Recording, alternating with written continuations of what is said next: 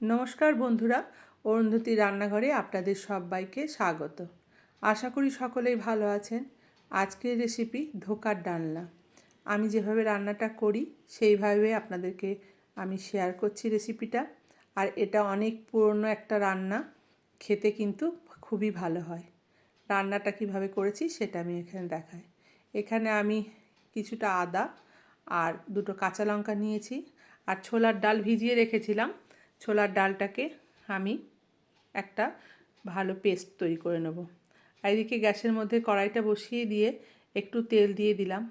এই রান্নাটা একটু খাটনি আছে সত্যি কথায়, কিন্তু নিরামিষ দিনে কিন্তু এটা খুবই ভালো লাগে। আমি এবার ওই মিশ্রণটাকে এর মধ্যে দিয়ে দিলাম, একটু জলও দেব, আর মিক্সির বাটিটা ধুয়ে একটু জল দিয়ে দিলাম। এবার এটাকে খুব ভালো করে নাড়বো। তার আগে আমি একটুখানি সামান্য নুন দিলাম, একটু হলুদ দিলাম, আর বেশ হাফ চামচ মতো হিং দিলাম, যাতে হিঙের গন্ধটা খুব ভালো থাকে। একটা রেডিমেড মিক্স দোকানে কিনতে পাওয়া যায়, সেটাতেও বেশ ভালোই হয়।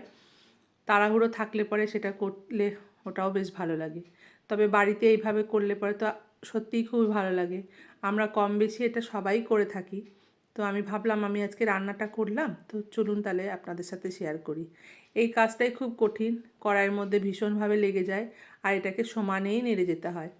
এবার নেড়ে পুরো ভালো করে একদম একটা শক্ত মণ্ডর মতো করে নেব।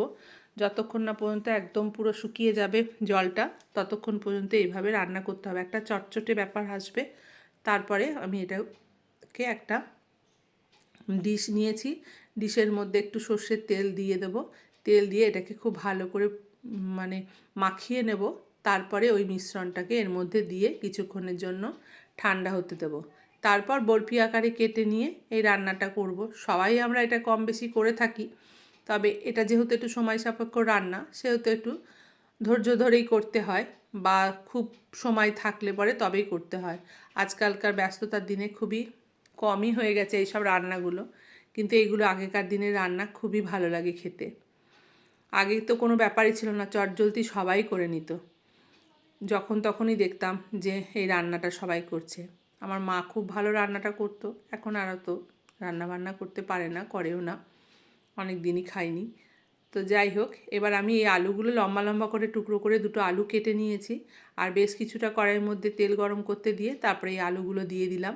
আর ওটা ততক্ষণে একটু রেস্টে থাকুক, তারপরে সেটাকে কেটে বরফি আকারে করে নেব। এটা ভাজা হোক। এবার দেখুন, এটাকে একটুখানি এইভাবে ছোটো ছোটো করে টুকরো করে কেটে নিয়েছি। আমি খুবই সামান্য অল্প করছি, দুজনের মতন রান্না করছি। আলুগুলো এইভাবে লাল করে ভেজে নিয়ে তারপরে আলুটাকে তুলে নিয়ে তারপরে ওটাকে আমি ভাজবো। ওটা একটু ঠান্ডা হলেই ভালো হয়। তার আগে আমি একটা মশলা রেডি করে নিচ্ছি। এখানে আমি একটু আদা, দুটো বড় সাইজের টমেটো, আর এটা বাটা মশলা দিয়ে রান্না করব, সেই জন্য আমি এখানে এই রান্না মশলাটা করে নিচ্ছি।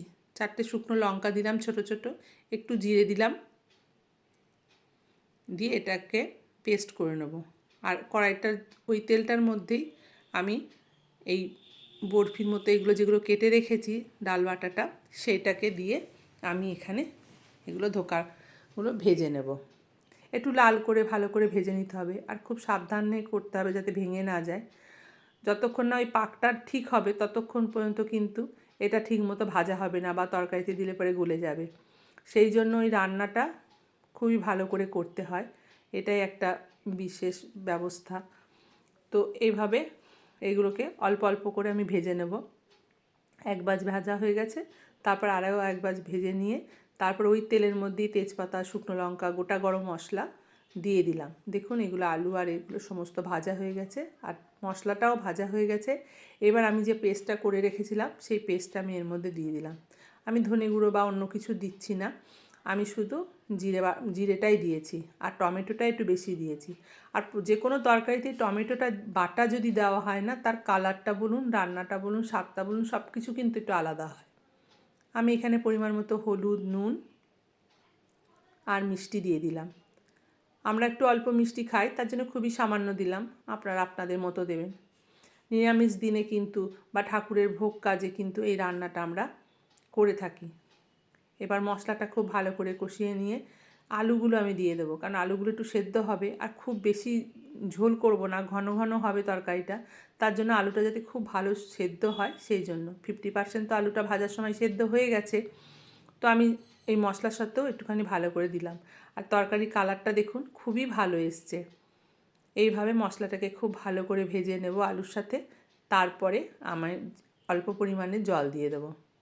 দেখুন মশলাটা হয়ে গেছে। এবার আমি এর মধ্যে ওই 1 কাপ মতো জল দিয়ে দিলাম। এবার ঝোলটা ফুটে অনেকটাই ঘন হয়ে এসছে, আলুটা একদম সেদ্ধ হয়ে গেছে। এবার আমি ওই যে পনির মতো যেগুলোকে এই ডালের বড়ার মতো যেগুলো ভেজে রেখেছিলাম ধোকাগুলো, সেইগুলোকে আমি এখানে দিয়ে মিশিয়ে নেব। এইটা দিয়ে কিন্তু খুব বেশি আমি ফোটাবো না। এবার এটাকে মিশিয়ে দিয়ে গ্যাসের ফ্লেমটা অফ করে দেবো। আর ওপর থেকে একটুখানি ঘি দিয়ে দেবো আর একটু গরম মশলা গুঁড়ো দিয়ে দেবো। তাহলেই রান্নাটা কিন্তু হয়ে গেল। আর দেখতে দেখুন খুবই ভালো হয়েছে, আর খেতেও কিন্তু ভীষণ ভালো হয়।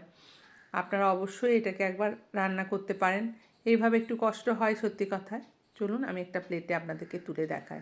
দেখুন দেখতে কিন্তু খুব ভালো হয়েছে আর খেতেও খুবই ভালো হয়েছে। আমার ভিডিওটা যদি আপনাদের ভালো লেগে থাকে তাহলে অবশ্যই একটা লাইক, কমেন্ট, শেয়ার এবং চ্যানেলটিকে সাবস্ক্রাইব করে দেবেন। পাশে থাকা বেল আইকনটা প্রেস করে দেবেন, সবার আগে নোটিফিকেশানটা আপনাদের কাছে যাবে। ভালো থাকবেন, সুস্থ থাকবেন। ধন্যবাদ।